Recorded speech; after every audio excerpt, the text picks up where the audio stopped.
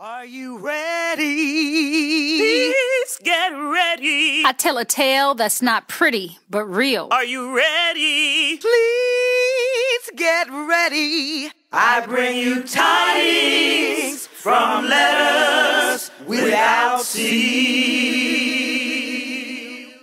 I was exposed to Phillis Wheatley when I was in college, and I thought she was despicable.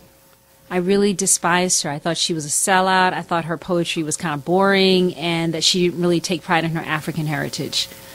And even though I taught Phillis Wheatley years later, and I was much more nuanced as an older woman by that point in my life who didn't see the world in black and white, so to speak, I still didn't really respect her.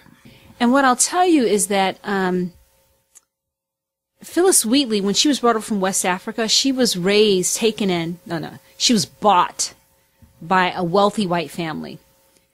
But the mistress of that household took a liking and a loving to Phillis. Phillis had this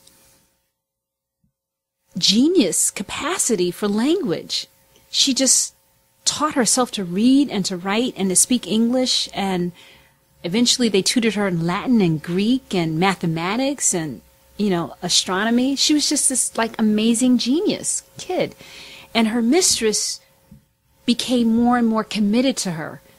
And would invite people to come in and listen to Phillis's poetry, or would send her poetry out to be published in magazines and newspapers. She was like a stage mom. She was really proud of Phillis.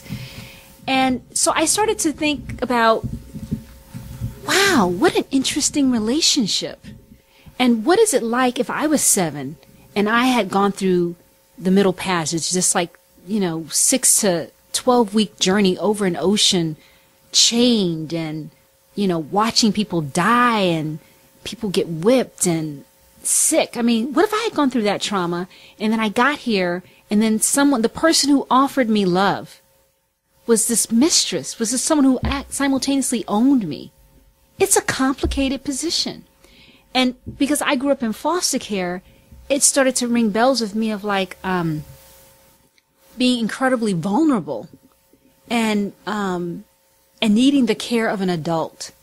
When, in Phyllis's case, she had been kidnapped from everything she'd known.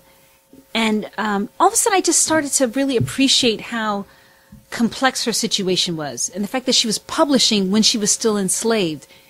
And if you want to keep writing, you want to keep getting published, you want to keep getting the support of the people who own you, how outright in your criticism of slavery can you be? Do you see the constraints she was operating under? So I started to appreciate how masterful she was to still get her voice out there, to kind of stake a claim for her humanity, and maintain the support she was getting. It's a very difficult road to walk. And she did it. She did it well. And even when she wasn't being published, she kept writing. And even when she was sick, she kept writing. So then I started to appreciate her as an artist.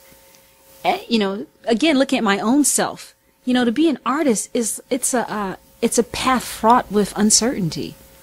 And people don't always want to pay you, or they don't always want to listen to you or publish you. So you have to be the one who decides, I will write today. It doesn't matter where it gets published or when I get paid for it or whatever the situation is.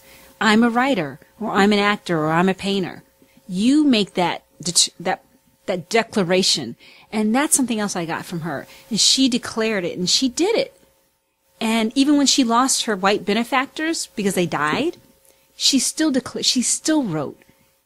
And who was I to say that it was insufficient or that I would have done better? So that got me into her story, and that's why I'm a big proponent of Phillis Wheatley today.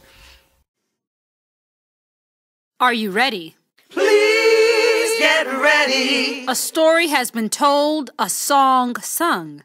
Are you ready? Please get ready. Share the tale, pass it on to a daughter and son. Are you ready? Please get ready. A story has been told, a song sung. Are you ready? Please get ready. Share the tale, pass it on to daughter and son.